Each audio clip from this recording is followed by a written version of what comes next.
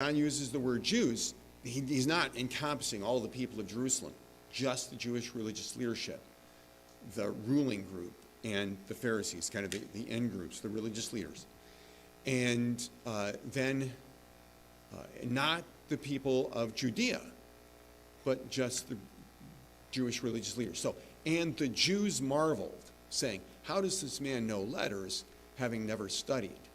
So the Jewish religious leaders, the Pharisees and the Sadducees, they marveled that Jesus knew letters, they said. Now, letters would mean that he was literate, that he could read and write. And how did they know that he could read and write? Well, because he knew all the scriptures. Now, it's true that they heard the scriptures read in the synagogues week by week, and you could undoubtedly learn a lot by that. And they did have a tradition of oral memorization.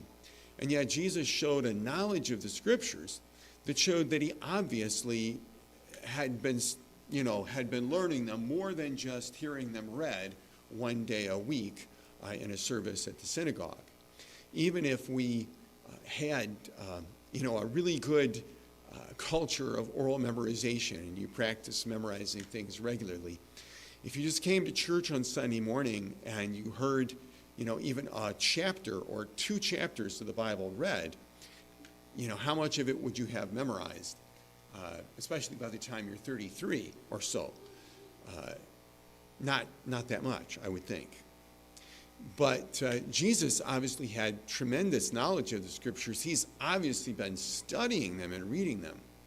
And so how does this man know letters, having never been taught? He's never been to any of our schools. He hasn't gone to our Bible college. He hasn't gone to our whatever, their versions of, obviously not a Bible college, but what we would call that.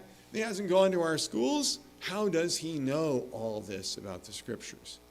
And here I'm struck by the fact that people were often struck by Jesus' teaching and by how much he knew of the scriptures and by just the way he taught. Later we'll see some people saying, no one ever spoke like this man. And previously we've seen some people who said that they marveled at his teaching because he taught them as one having authority, not as the scribes and Pharisees. Now, yeah, he was God, so he had authority of the scriptures, like he's the author. Let me tell you what the author meant about this. But I think in addition to that, I suspect that something else that was going on was that Jesus had a perfect knowledge of the scriptures. It's different. Well, because I think Jesus had more knowledge of the scriptures than anyone before or anyone since has ever had. And that we've never met anyone who had the kind of knowledge of the scriptures that he had, right? But, when you meet someone who does have a very, very thorough knowledge of the scriptures and has many, many chapters committed to memory, and not just the ability to recite, but active memory, so that when they see a verse of scripture, they can immediately think of several other scriptures that go with it. And scripture interprets scripture. You read a verse of scripture, and a lot of times there are several potential meanings that you could interpret that with.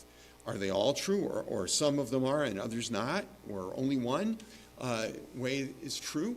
And one way that we know that is by knowing the rest of Scripture. We think of other Bible passages that bear on this, which we're going to see Jesus doing in this episode right here, reminding the people of another Bible passage that bore on the issue that they were thinking about, and that showed that they were giving some of the scriptures a meaning that was not the meaning that God had intended for them.